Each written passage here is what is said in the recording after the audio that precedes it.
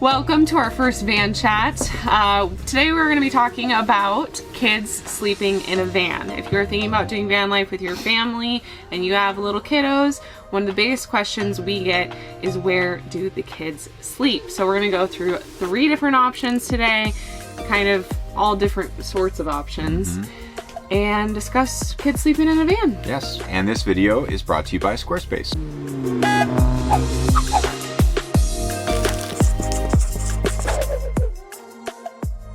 So option number 1 is what we actually did in this van, which is doing a bench seat that converts into a sleeping space.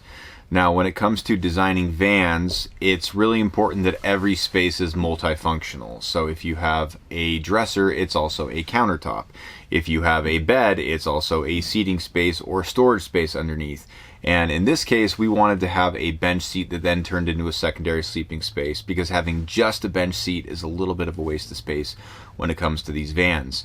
Now, obviously, our kids are 2.5 and almost 14 months. So they are both in car seats, really big car seats. They also both are in cribs, not sleeping in real beds. Yes, so we have not tested out this bed, full disclosure. We haven't done any overnight trips in this latest van that we have built yet. At this point, van life for us is more of taking day trips with the kids and enjoying the van because they freaking love being in here and driving in here and playing in here. And this kind of goes along with the van life is whatever you want it to be. You don't have to live full time in a van. You don't have to have, a van like we build. It could be a 1986 Dodge Ram van like my parents had when I was a little kid. So whatever van life is to you. So that being said, again, we haven't tested it out yet, but we think it's a nice option as they get older, because then they're going to be able to sleep there. We won't have car seats that we're going to have to move around. Yeah, so it'd be a great option if you have a little bit older of kiddos. Maybe they're just in a booster seat, so it'd be really easy to pull the booster seat off the seat and convert it to a bed. But for us, because our car seats are so big and bulky, we don't really see ourselves using that bed for quite a long time. The second option is what is called a cabunk, and it essentially works by the 2 front seats, so the driver and the passenger seat swivel around, and then the cabunk goes over that and creates a little bunk bed system. We did buy this already, but we actually haven't set it up because, again, our kids are really little and they can't quite sleep in that. But it essentially creates 2 little cot beds for smaller children. Now, this is the option that we are probably going to use once the kids actually know how to sleep in a bed and we feel like they would be comfortable and safe in that. But I do like it because it kind of has like the little railings on the sides that I feel like they would be pretty snug in there once they fall asleep. I just saw a video about it on YouTube actually this morning, and yeah, I agree with you. I think because it's more like a little cot in the middle and they kind of sink down a little bit. It's like a little hammock in there. Yeah, they're going to like it. Yeah, so we haven't set it up yet, but we think that's going to be the go-to option for us. It's also really affordable, and then we don't have to move the car seats off the bench seat. Yeah. We could just set that up in the front and they would have their sleeping space. It really seems like, honestly, even maybe like it might be a little easier. Again, full disclosure, we haven't set it up, so I don't know how much setup and takedown is involved in it. But it seems we'll like have time one of these days. Seems like a really good option and probably what we're going to be doing. Cool. And then option number 3, you have seen this in our builds before, and a lot of people have done it, and that is the Happy Jack bed lift system. Now, the Happy Jack system is very complicated to install, so if you are of the DIY variety, it's probably something I would try to steer you away from. It's a really complicated install. You also have to be building in a 3500 just because of the added weight that you're going to be putting into your vehicle installing that system. And also, if you have a bench seat, if you want to have any sort of storage in your van at all, you're going to be building in something like a 170 extended Sprinter, because if not, it's basically going to be a bench seat in the front and then just a bed in the back. But maybe that's what you're looking for.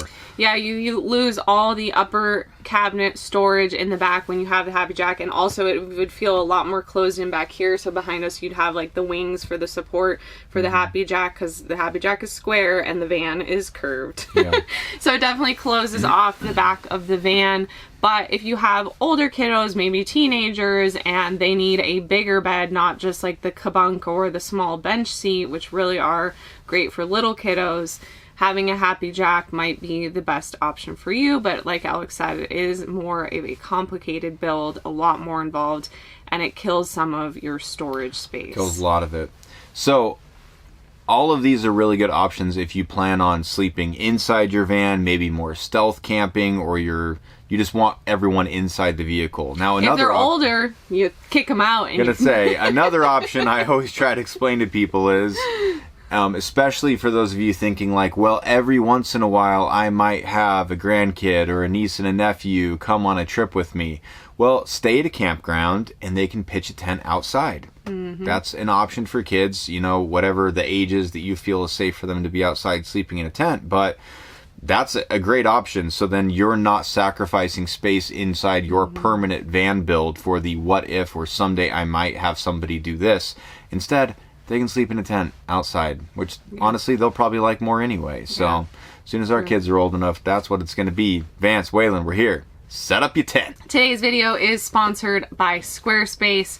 We went ahead and wrote a blog post about this because it is such a big topic in van life with different options, and that was built on our Squarespace website. If you've been watching our videos, you know we've been building on Squarespace for a few years now, like 5 or 6. Love it because it's intuitive on the back end, and anyone with any sort, if you can use a computer, you can build a website on Squarespace, straight up. And you don't have to pay a developer a ton of money. You don't have to go back to them every time you want changes made. They have really great tutorials and help articles, which is going to be the game changer to really help you, if you don't have a lot of experience, figure out how to work the back end and make your website look as beautiful as you want it to look for your passion project, your business, or whatever it is that you want to share with the world. So when you are ready to set up your first website or domain, maybe your second, your third, go to squarespace.com for a free 2-week trial. And when you're ready to purchase, go to squarespace.com/40 hours to save 10% on your website or domain. Hopefully this helped you if you have been trying to figure out what you're going to do with your kids for sleeping in a van. It's a challenge. Like I said, we're probably a couple years away from actually staying the night in our van, but we are really excited about doing day trips with the kids. And for nap time, we can just make the bed in the back and they can sleep on this bed. They love jumping all over this thing. So, and we're close. Vance will probably be in a bed soon, so maybe we'll take Vance out on a solo trip one day. Maybe. An overnight trip. Waylon needs to grow up.